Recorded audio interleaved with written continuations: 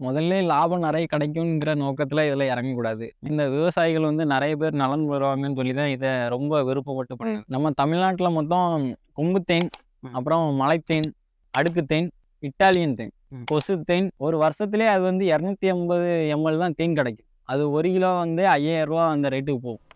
இப்போ அந்த இடத்துல பூ வந்து ரொம்ப கம்மியா கிடைக்கும் அப்படின்னு தெரிஞ்சு நம்ம கொண்டு 25 பெட்டியை ஒரு ஏக்கர்ல 25 பெட்டி வைக்கலாம் அப்படின்னு சொல்லியிருக்காங்க வீடியோல. அப்படின்னு சொல்லி நம்ம 25 பெட்டி வச்சோம்னா அது சக்சஸ் ஆகாது. எப்படின்னா நம்ம ஈவினிங் டைம்ல பிரிக்கக்கூடாது. ஏன்னா இருட்ட கொட்டுகள் வந்து அதிகம் போகணும். அதுக்கு பிறகு இந்த குயின் செல் கட்டும். அந்த குயின் செல்லை நம்ம கரெக்டாக பிரிச்சு விட்டுறணும். தேன் எடுக்கும் போதுல கரெக்டாக எடுத்து ஒவ்வொரு டைமும் எடுத்து பார்த்துட்டோம்னு எல்லா வீட்லேயுமே ஒவ்வொரு தேனி பெட்டி இருக்கணுங்கிறது தான் நம்மளோட ஒரு குறிக்கோள். பொதுவா வந்து நம்ம எந்த மாரி தோட்டத்துகள்ல வைக்கக்கூடாதுன்னா, மருந்து அடிக்கிற பூ பருவங்கள் போடுறவங்க வந்து வாரத்துக்கு 2 தடவ மருந்து அடிச்சுருவாங்க. தேனீச்சிகள் வந்து நெறைய சாவும். அந்த மாரி தோட்டங்கள்ல வைக்காம தவிர்த்தா நல்லா சக்சஸ் ஆகும்.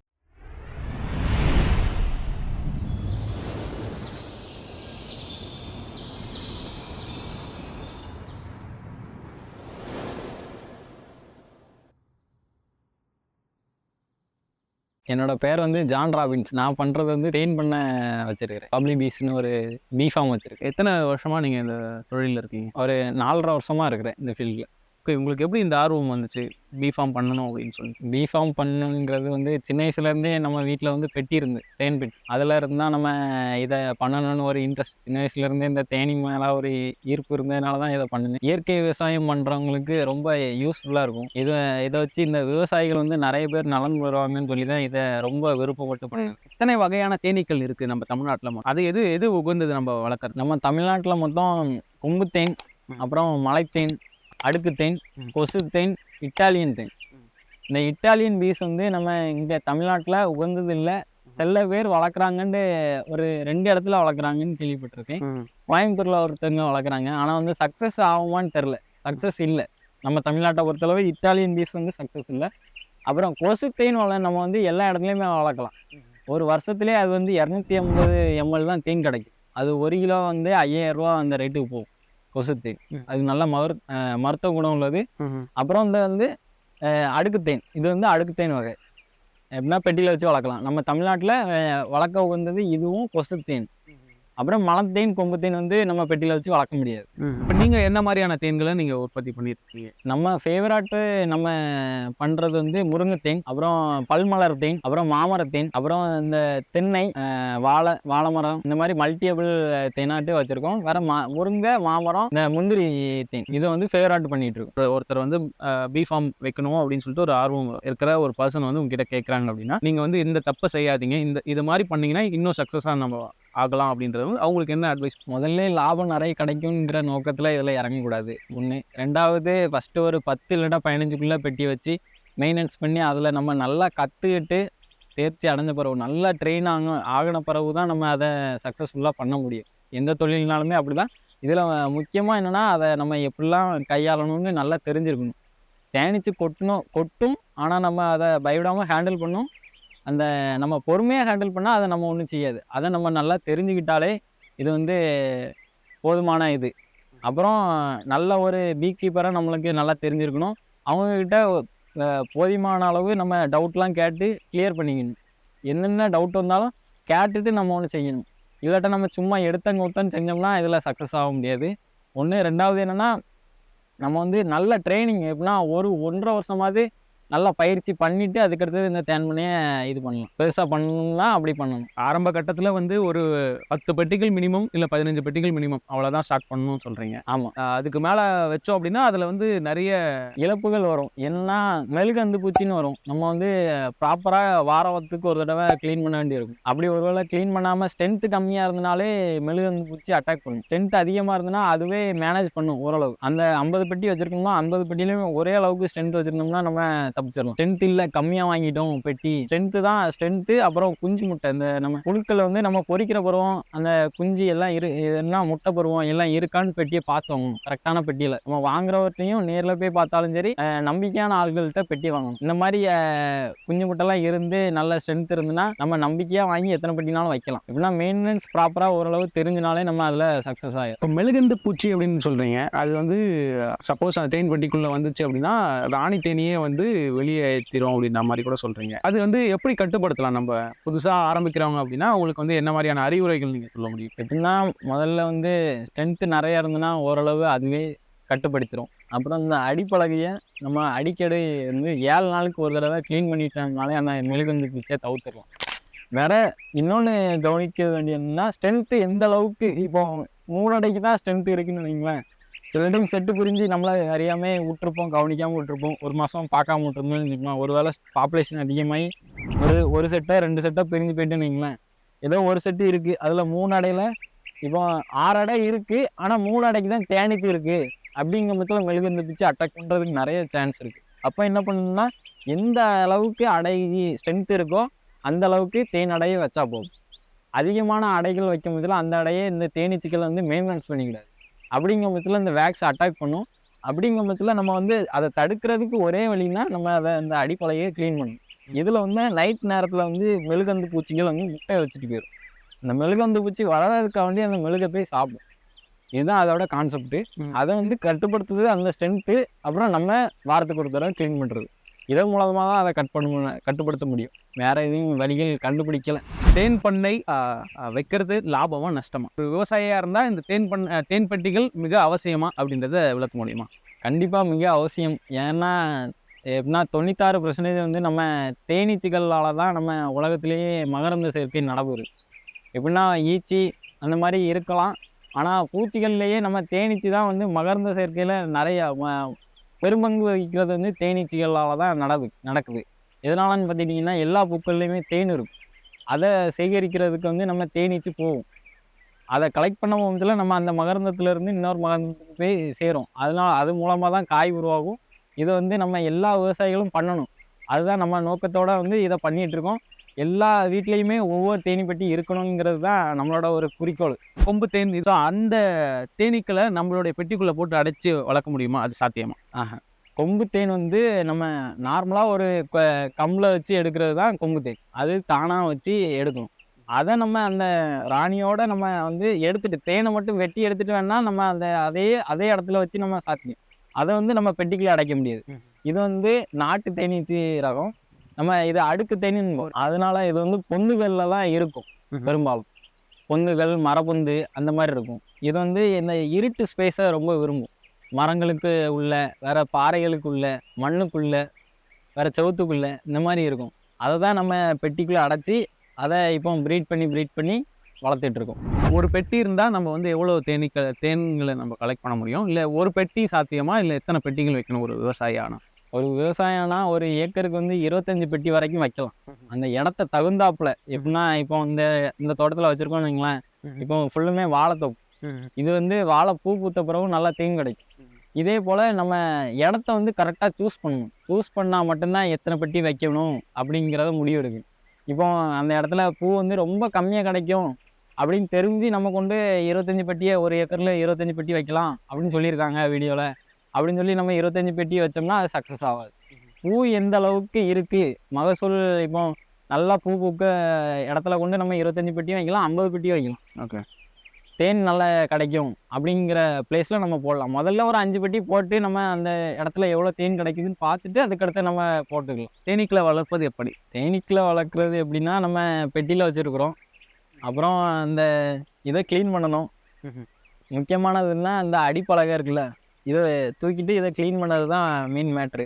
வாரத்துக்கு ஒன்ஸு க்ளீன் பண்ணணும். மெழுகுந்து பூச்சி வராமல் தடுக்கணும். மற்றபடி அதுவே அதோட வேலைகளை பார்த்துக்கிடும். வேற நம்ம எப்படின்னா தேன் வந்து அதுக்கு தேவைக்கு தான் கட்டும். அதை நம்ம எடுத்துருவோம். அதுக்கு பிறகு அது சீசன் இல்லாத டைமில் வந்து நம்ம சுகர் ஃபீடிங் கொடுக்கணும்.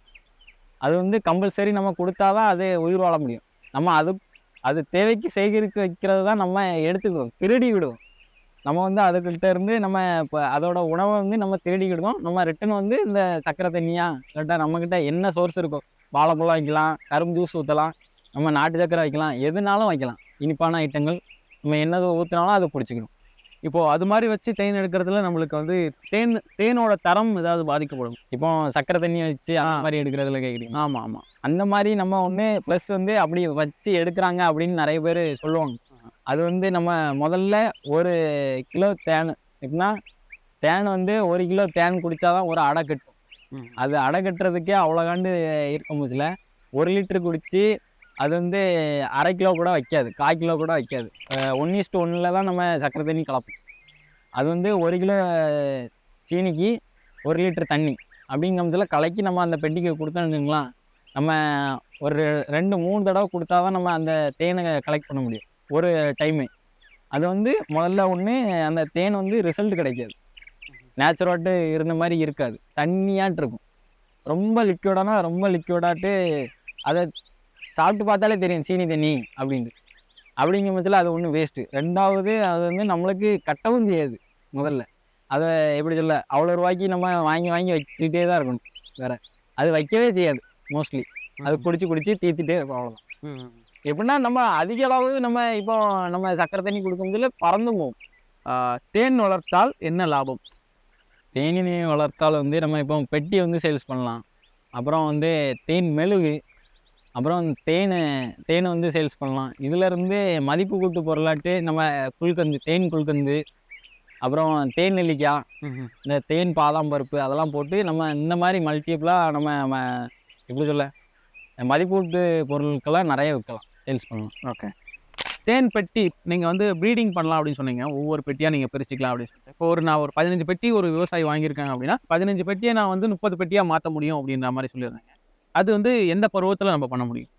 இப்போ நம்ம வந்து சீசன் டைமில் பண்ணோம்னா அந்த சீசனில் கிடைக்கிற தேனை வந்து நம்ம எடுக்க முடியாது. ஸோ சீசன் இல்லாமல் கரெக்டாக சீசன் எண்டிங்கில் நம்ம பண்ணணும்னா கரெக்டான டைம். சிலவங்களுக்கு சீசன்லேயே நம்ம ப்ரீட் பண்ணி வச்சு அப்படின்னா சக்ஸஸ் ஆகும். ஆனால் எல்லா பெட்டியுமே சக்ஸஸ் ஆகும் சீசனில் நம்ம ப்ரீட் பண்ணுறது. ஏன்னா தேன் வந்து கரெக்டாக கிடைக்கும், நம்ம சுகர் ஃபீடிங்கே கொடுக்கணும், அதுவே சட்டுன்னு வளர்த்துரும், சக்ஸஸ் ஆகும். ஆனால் நம்ம அந்த சீசனில் கிடைக்கிற தேனை எடுக்க முடியாது. இப்போ பெட்டி பிரிப்பது எப்படி?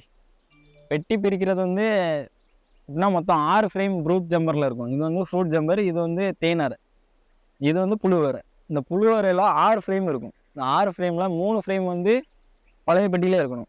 புது பெட்டியில் வைக்கிறது வந்து ராணியை உள்ள அடைய வைக்கணும். அப்புறம் அந்த குஞ்சு பொரிக்கிற ஸ்டேஜில் இருக்கிறத வந்து இந்த ராணி உள்ள புதிய பெட்டியில் வச்சு நம்ம ஒரு 1 கிலோமீட்டரோ 2 கிலோமீட்டரோ தள்ளி கொண்டு வைக்கணும். ஏன்னா அந்த ஈச்சி வந்து 1 கிலோமீட்டர் டு 3 கிலோமீட்டர் வரைக்கும் போகும். அந்த ஸ்மெல், ராணியோட ஸ்மெல்லுக்கு இந்த பழைய பெட்டியில் இருந்த ஈச்சிகள் வந்து அந்த பெட்டிக்கு பேரக்கூடாதுங்கிறதுக்காண்டி நம்ம அந்த தள்ளி வைக்கிறோம். பிரிக்கிறது மாலை நேரம் உகந்ததா இல்லை காலை நேரம் உகந்ததா? எப்படின்னா நம்ம ஈவினிங் டைமில் பிரிக்கக்கூடாது. ஏன்னா இருட்ட கொட்டுகள் வந்து அதிகம் போகணும். அதே மாதிரி காலையிலையும் ஏர்லி மார்னிங்காக நம்ம பெட்டியை ரொம்ப திறந்து பார்த்துட்டு இருந்தோம்னா கொட்டுனா இருட்டில் வந்து நம்ம பெட்டியை திறந்து பார்த்தாலே அது கொட்டு அதிகமாக போகணும். அப்புறம் மழை டைமிங்கில் பிரித்து பார்க்கக்கூடாது. மற்றபடி நார்மலாக எப்பவும் போல் எத்தனை மணிக்குனாலும் பிரிச்சுக்கலாம், எத்தனை மணிக்கு தான் பிரிக்கணும் அப்படிலாம் கிடையாது. இப்போ நீங்கள் டிரான்ஸ்போர்ட் சொல்லியிருந்தீங்கல்ல, அதாவது இப்போ பெட்டிகள் வந்து ஒரு இடத்துக்கு இருந்து இன்னொரு இடத்துக்கு மூவ் பண்ணலாம் அப்படின்ற மாதிரி சொன்னீங்க. அது எந்த நேரத்தில் உகந்தது? அது வந்து கரெக்டாக நம்ம இருட்டணும். 6:30 7 மணி, 7 மணிக்கு மேலே நம்ம கொண்டு போனால் பெட்டராக இருக்கும். 7 மணிக்கு பெட்டி ஏற்றணும். ஏற்றி நம்ம இப்போ ஈரோட்டுக்கு இங்கேருந்து திருநெல்வேலியிலேருந்து ஈரோட்டுக்கு கொண்டு போகிறோம்னு வைங்களேன். இப்போ சேலம் அந்த பகுதிகளுக்கு போகும்போதில் விடிஞ்சிடும். கரெக்டாக ஒரு 5:30 அந்த டைம்லலாம் நம்ம இறக்கி போட்டுருணும். ஒரு இடத்துல ஒரு ஃபார்மில் இறக்கிட்டு அதுக்கு அடுத்த நாள் நைட்டு தான் ஏற்றணும். இல்லை நம்ம பக்கத்தில் தான் இன்னும் ஒரு கிலோமீட்டர் தான் டெலிவரி இருக்குது, கொடுத்துடலாம் அப்படின்னு கொண்டு போனோம்னா நம்ம கஸ்டமரை வந்து ஏமாத்தின மாதிரி. ஏன்னா ஈச்சி எல்லாம் பறந்து போயிடும், அவங்களுக்கு ஒரு சாட்டிஸ்ஃபேக்ஷனே இருக்காது, அவங்களுக்கு தெரியாது. ஆனாலும் நம்ம போய் கொடுத்தா வேஸ்ட்டு, அந்த பெட்டியே வேஸ்ட்டு. ஏன்னா ஸ்ட்ரென்த்தே இருக்காது. அந்த பெட்டியை வச்சு அவங்க 3ஆவது நாளே அது வேக்ஸ் மாற்ற அடிச்சிடும். வேக்ஸ் அடித்தாலே நம்ம எப்படின்னா வேக்ஸ் அடித்தா அந்த ராணி வந்து பறந்துடும், நம்ம நூலாம்புடா பிடிச்ச மாதிரி இருக்கும். அது உங்களுக்கு நான் காமிக்கிறேன் வீடியோ. அப்படிங்கும் பட்சத்தில் அது பெட்டி வேஸ்ட்டு, கஸ்டமருக்கு வந்து ஃபெயிலியர் ஆயிரும். இப்போ தேன் கிடைக்கும் இடங்கள் அப்படின்னா நம்ம எதை சஜஷன் கொடுக்கலாம்? லைக் வந்து பார்த்தீங்கன்னா என்ன மாதிரியான தோட்டத்தில் நம்ம வந்து அதிகமான தேன் எடுக்க முடியும்? மோஸ்ட்லி வந்து நம்ம பூம்பருவங்கள் போடுற இடத்துல நம்ம பெட்டி வைக்கிறத தவிர்த்துடணும். எதுக்குன்னு பார்த்தீங்கன்னா மோஸ்ட்லி வந்து பூம்பருவங்கள் போடுறவங்க எல்லாருமே மருந்தடிப்பாங்க. தக்காளி, இந்த வெள்ளரிக்காய் எது போட்டாலுமே, என்ன பருவம் போட்டாலுமே ஒரு வாரத்தில் 3 டைம் 2 டைம் கண்டிப்பாக அடித்தாதான் அவங்களுக்கும் காய்க்கும். அந்த மாதிரி ஆயிட்டு. அப்படிங்கிற பட்சத்தில் அந்த மாதிரி தோட்டத்தங்களாம் அவாய்ட் பண்ணிவிட்டு மாமரத்தோப்பு, வேறு முருங்கைத்தோப்புலேயும் மருந்து அடிப்பாங்க. அடிக்காத தோட்டத்தில் நம்ம கரெக்டாக கேட்டு வைக்கணும். வேறு நெல்லித்தோப்பு, இந்த மாதிரி தோட்டங்களில் பெரிய பெரிய தோட்டங்களில் வச்சா நம்மளுக்கு தேன் வந்து நல்லா எடுக்கலாம். ஏன்னா மருந்து அடிக்க மாட்டாங்க அப்படிங்கிற மருந்து அடிக்கிற தோட்டத்தில் வச்சோம் அப்படின்னா ஈக்கள் சாகிறதுக்கு நிறைய வாய்ப்பு இருக்குது அப்படின்ற மாதிரி சொன்னீங்க. இப்போ வந்து நம்ம ஆர்கானிக் ஃபார்மிங் பண்ணுறவங்க இந்த மீன் அமிலம், இந்த பஞ்சகாவியா இது மாதிரியான இதுவெல்லாம் தெளிக்கிறாங்க. இதனால் பாதிப்பு அடையுமா? இதனால வந்து நம்ம தேனீச்சி வந்து பாதிப்பு அடையவே செய்யாது. இந்த இயற்கை விவசாயங்கிறது வந்து இது வந்து ரொம்ப உகந்ததுன்னா, இயற்கை விவசாயிகள் வந்து வாங்கி வச்சா ரொம்ப பலனடைவாங்க. எதுக்குன்னா, நம்ம மகரந்த சேர்க்கையும் நல்லா நடக்கும். அவங்களுக்கு வந்து நம்ம எக்ஸ்ட்ரா காய்க்கணும்னு சொல்லி மருந்து அடிப்பாங்கல்ல, அதுவும் தவிர்க்கப்படும். இதுவே நல்லா மகரந்த சேர்க்கை கிடைக்கும். இதனால அந்த அந்த மருந்து அடிக்கிறதுனால நம்ம தேனீச்சிகள் வந்து சாகாது. இப்போ வாழை மரம், தென்னை இது மாதிரியான பெரிய பயிர்கள்லையும் நம்மளால வந்து இது பண்ண முடியும். ஆமா. கண்டிப்பா அந்த மாரி தோட்டங்கள்ல வைக்கும் பட்சத்துல நம்மளுக்கு பெட்டி வந்து ஃபெயிலியர் ஆகாம தேன் எடுக்கலாம். அதே மாதிரி புழு அறை சொல்லியிருந்தீங்க. ஆமா. அது வந்து 6 சட்டங்கள் தான் அதிகமா வைக்கணுமா? இல்ல அதிகம் மேல வைக்க முடியுமா? இப்போ நம்ம செஞ்சிருக்க பெட்டி எல்லாமே இந்த மாரி 6 ஃப்ரேம் வைக்கிற மாரி உள்ளது தான். 6 ஃப்ரேம் வைக்கிறது தான் கரெக்டான இது. முதல்ல வந்து நம்ம பழைய பெட்டிலலாம் வந்து 8 ஃப்ரேம் வைப்பாங்க. அப்புறம் ஃப்ரேமுமே பெருசா இருக்கும். அதெல்லாம் இப்போ கரெக்ட் பண்ணி இதுதான் கரெக்டா இருக்கும்னு சொல்லி 6 ஃப்ரேமுக்கு கொண்டு வந்து தான் அந்த ஸ்ட்ரக்சர எல்லாருமே ஃபாலோ பண்ணிட்டு இருக்காங்க. இப்போ சப்போஸ் நான் இப்போ தேன் எடுக்கணும் அப்படின்னா 1 மந்த் ஒன்ஸோ இல்ல வந்து 7 டேஸ் ஒன்ஸோ தேன் எடுக்காம விட்டுட்டுனா அது என்ன ஆகும் அப்படின்றதே கொஞ்சம் தெளிவா சொல்ல முடியுமா? என்னன்னா நம்ம தேன் சீசன் கரெக்டா இந்த இந்த மாரி டைம்ல சீசன் ஆரம்பிச்சிரும். கரெக்டா ஜனவரில ஆரம்பிக்கும். கரெக்டா ஏப்ரல், மேல முடியும். அந்த டைம்ல நம்ம தேன் வந்து எடுக்கலாம்னா நல்ல மீடியமான ஸ்டேஜ்ல ஒரு வாரத்துக்கு ஒரு தடவை வச்ச மாரி தேன் வைக்கும். ஒரு ஒரு டைம் எடுத்தாலே ஒரு பெட்டியில 1.5 கிலோ, 2 கிலோ அந்த மாரியும் தேன் கிடைக்கும். எப்படின்னா சீசன் டைம்ல. அன்சீசன்ல நம்ம தேன் கிடைக்கும்னு முடியாது. சில ஏரியால கிடைக்கலாம். எப்பமாவது கிடைக்கும். கிடைக்காமயும் இருக்கும். அப்போ ஒரு வாரத்துக்கு ஒருக்கையும் வைக்கலாம். அன்சீசன்ல வைக்காமலே இருக்கலாம். தேன் எடுக்காம விட்டா கொஞ்ச நாள்ல அந்த தேன் இருக்குல்ல, அதை தேனீச்சிகளே குடிச்சிட்டு அதுல இந்த குஞ்சு முட்டையில வச்சிரும். இது வந்து தேன் அறை. ஆனா குஞ்சு முட்டையும் இதுல கெட்டும். எப்படின்னா நம்ம தேன் எடுக்காம விட அது மேல வந்து அடையில கட்டிட்டு அதுல தேன் வைக்கும். கீழே உள்ள இதுல குஞ்சு முட்டையை வச்சு ஓகே. ராணி வந்து எக்லே பண்ணிடும் ஃபுல்லும். இப்போ ஓகே. நீங்க சொல்ற மாரி இப்போ அது மாரி எத்தனை காலங்கள் அது அப்படியே மூவ் ஆயிட்டே இருக்குமா? இல்ல எப்படி? எப்படின்னா நம்ம செட்டு பிரிஞ்சு பறந்துரும். எப்படின்னா நம்ம பாப்புலேஷன் அதிகமாகும். இப்போ நம்ம ஒரு டைம் தேன் எடுக்கிறோம்னு வைங்களேன், அதை முக்கியமா கவனிக்க வேண்டியது என்னன்னா, இதை வந்து யாரும் சொல்லியும் தர மாட்டாங்க. என்னன்னா தேன் எடுத்த பிறகு நம்ம கீழே உள்ள புழுவரா இருக்குல்ல, அதை வந்து தூக்கி பார்க்கணும். என்னன்னா குயின் செல் கட்டும். பாப்புலேஷன் அதிகமாக குயின் வந்து இதை நம்ம ஸ்ட்ரென்த்தை தாங்கிட முடியாது அப்படின்னு ஒரு முடிவுக்கு வந்து ஒரு செட்டு ஈச்சை கூட்டிட்டு பறந்துடும். அதுக்கு பிறகு இந்த குயின் செல் கட்டும். அந்த குயின் செல்லை நம்ம கரெக்டாக பிச்சு விட்டுறணும். தேன் எடுக்கும் போதுல கரெக்டாக எடுத்து ஒவ்வொரு டைமும் எடுத்து பார்த்துக்கணும்னு வச்சுங்களேன். இப்போ வாரத்துக்கு ஒரு தடவை எடுக்கணுங்களேன். கரெக்டாக 7 நாளில் குயின் செல் பிரிஞ்சு வந்துடும். அதனால தான் நம்ம 7 நாளில் பார்க்க சொல்கிறது. ஒரு வாரத்துக்கு ஒரு தடவை பார்க்க சொல்கிறது வந்து அது என்ன மாதிரி டைமில் இந்த குயின் செல் கட்டும்னா தேன் எடுக்கும் போதுல அப்புறம் பாப்புலேஷன் வந்து அதிகமாகும் போதுல இந்த 2 டைமில் தான் கட்டும். அதை நம்ம கவனமாக பார்த்துக்கணும். தேனீக்கள் எத்தனை தேனீக்கள் கொட்டினா இது ஆபத்தா இல்லையா? நம்ம ஆண் தேனீச்சி ட்ரோன்ஸ் கொட்டாது, ராணியும் கொட்டாது, வேலைக்கார தேனீச்சி தான் கொட்டும். அப்புறம் தேனீச்சி கொட்டினா நல்லது தான். சிலவங்க பாடி ஒத்துக்கிடாது. அவங்களுக்கு அவாய்ட் பண்ணிடணும். எப்படின்னா சிலவங்களுக்கு இந்த ஸ்கின் டிசீஸ் மாதிரி வந்துடும். அவங்க வந்து அவாய்ட் பண்ணிக்கிட வேண்டியது. இப்போ மழையில நனைஞ்சா பெட்டி ஏதாவது பாதிக்கப்படுமா? தேனீக்களுக்கு ஏதாவது பாதிப்பு நடக்குமா? எப்படின்னா நம்ம பெட்டி வந்து நம்ம கஸ்டமருக்கு கொடுக்குறது அதனாலவே புது பெட்டியாக தான் கொடுப்போம். இந்த ஓட்டை பெட்டியெலாம் கொடுக்குறது கிடையாது. எதனாலனா மழை தண்ணி உள்ளே இறங்கிடக்கூடாது. ப்ளஸ்ஸு வந்து மேலே வந்து ஒரு டார்ப்பா மாதிரி உள்ளதை நம்ம வச்சு மழை டைமில் கட்டிட்டா பெட்டியும் சேஃபு, நம்ம ஈச்சிக்கும் சேஃப். மழை தண்ணியில் நனைஞ்சுனா ஈச்சி வந்து பறந்துக்கிடாது. ஸோ மழை டைமில் தேனீச்சிகள் வந்து வெளியே போய்க்கிடாது. அந்த மாதிரி டைமில் நம்ம சுகர் ஃபீடிங் கொடுக்கணும். ஸ்மோக் இல்லாமல் தேன் எடுக்க முடியுமா? எடுக்கலாம்.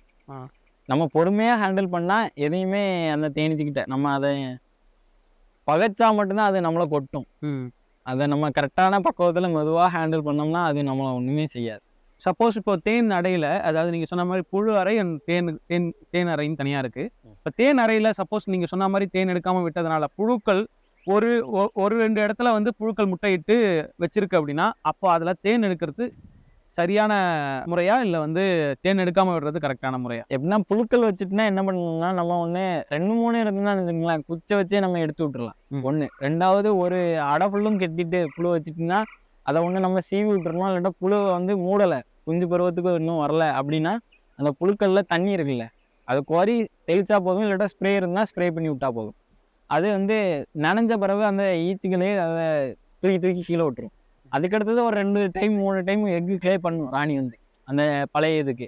அதை 2, 3 டைம் ஸ்ப்ரே பண்ணி விட்டாலே அந்த எக்கை வந்து வெளியே எடுத்து போட்டுரும் இந்த வேலைக்கார தேனீச்சிகளே. ஓகே.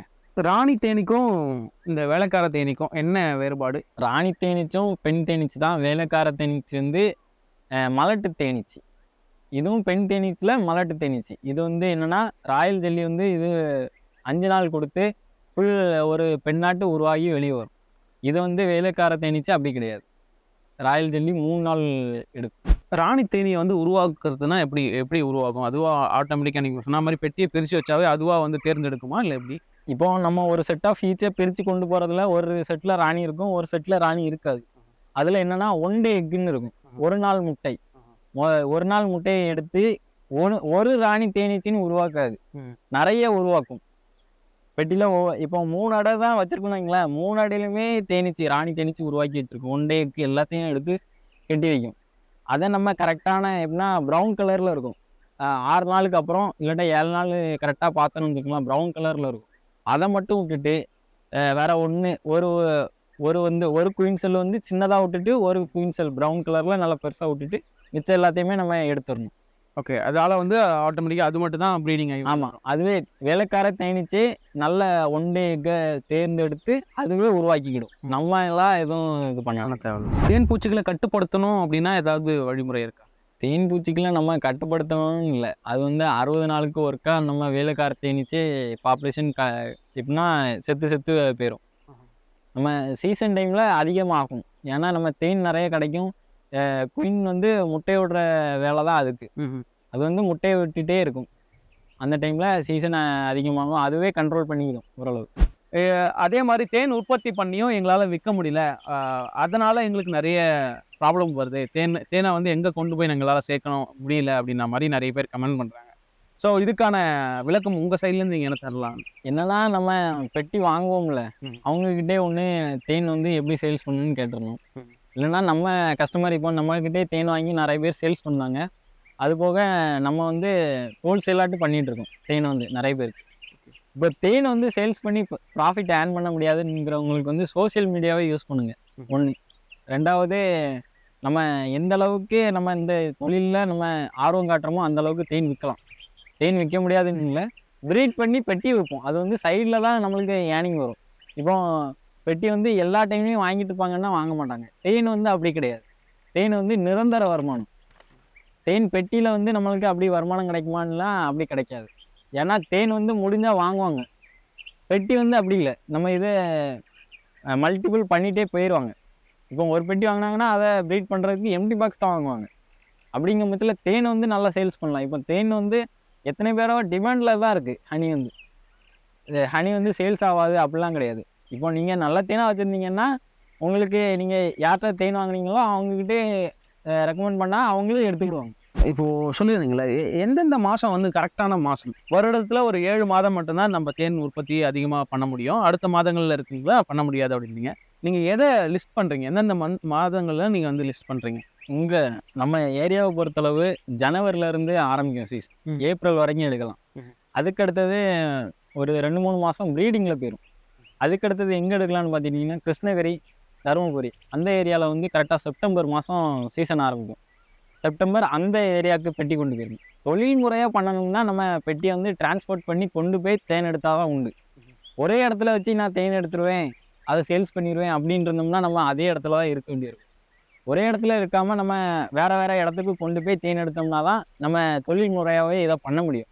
வேறு ஒரே இடத்துல வச்சா நம்ம அதுக்கே நம்ம தேன் எடுத்த தேனை ரிட்டன் அதுக்கே தான் ஊற்ற வேண்டியதாக இருக்கும். அந்த மாதிரி தான் இருக்கும். ஒரே இடத்துல வைக்கும் போதில் இப்போ 6 மாதம் தேன் கிடைக்குன்னா 6 மாதம் கிடைக்காது. நம்ம அதே இடத்துல வச்சு அதுக்கு இந்த சக்கரை தண்ணி தான் ஊற்றிட்டு இருக்கணும். அதே இது நம்ம இன்னொரு இடத்துக்கு போனோம்னா அதுக்கும் உணவு கிடைச்சிரும், நமக்கும் தேன் கிடைக்கும் எஸ்டாப்லட். எப்படின்னா நம்ம செப்டம்பருக்கு அப்புறம் நம்ம கிருஷ்ணகிரி, தருமபுரி, ஈரோடு அந்த சைடு நம்ம பெட்டி கொண்டு போனோம்னா நம்மளுக்கு தேன் எடுக்கலாம்.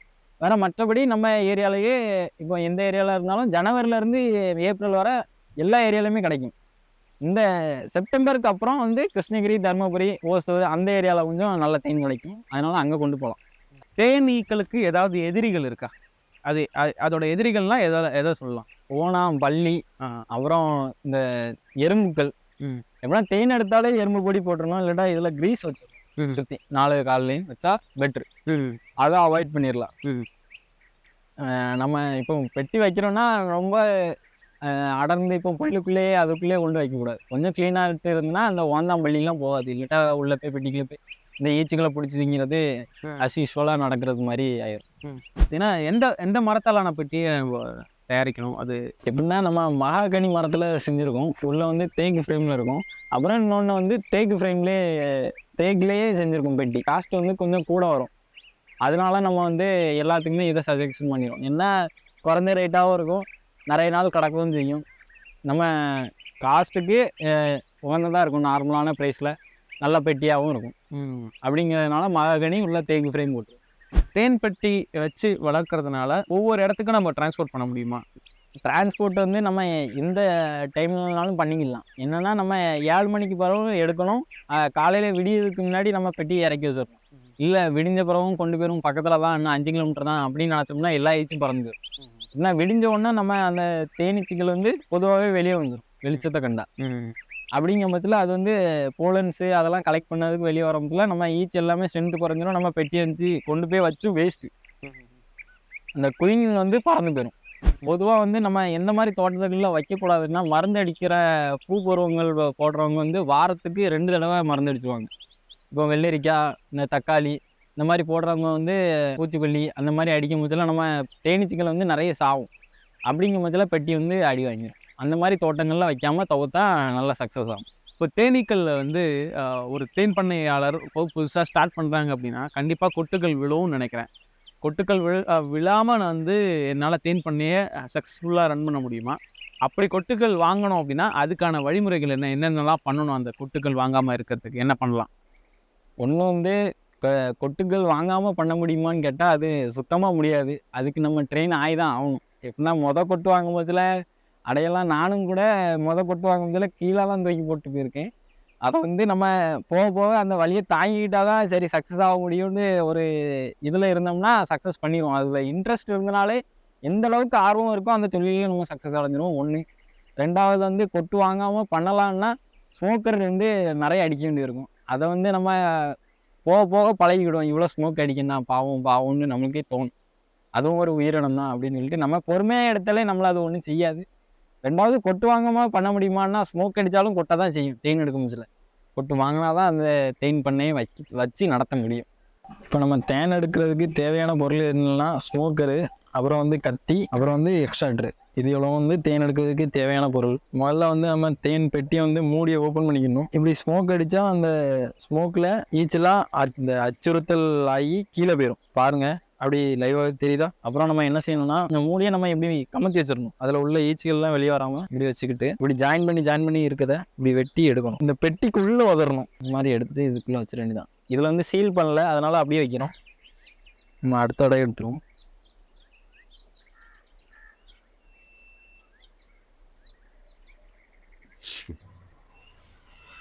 பாருங்க, இந்த ஈச்செல்லாம் முதல்ல உதறி விட்டுக்கணும். அப்புறம் இந்த எக்ஸ்ட்ரா கட்டியிருக்க அடையெல்லாம் இப்படி வெட்டி விட்டுற வேண்டியதான் உள்ள. இந்த இப்போ இந்த சீல் பண்ணியிருக்கத இது பிடிச்சிக்கிட்டு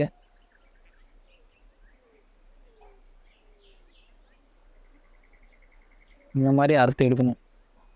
இந்த வேக்ஸ்லாம் நமக்கு தேவைப்படும், அதனால் உள்ளே வச்சிடலாம்.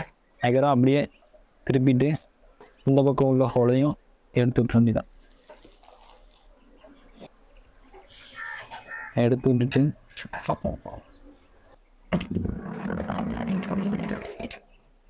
அப்படி சுற்றி எடுத்துடணும். அடுத்து என்னென்னா இந்த பக்கம் உள்ள தேன்லாம் வந்திருக்கும், தெரியுதா அவங்களுக்கு? உள்ள தேன்லாம் வந்துட்டா. இப்போ இந்த தேன்லாம் எடுத்தாச்சு ஒன் சைடு. இப்போ அப்படியே திருப்பி இந்த பக்கம் வைக்கணும்.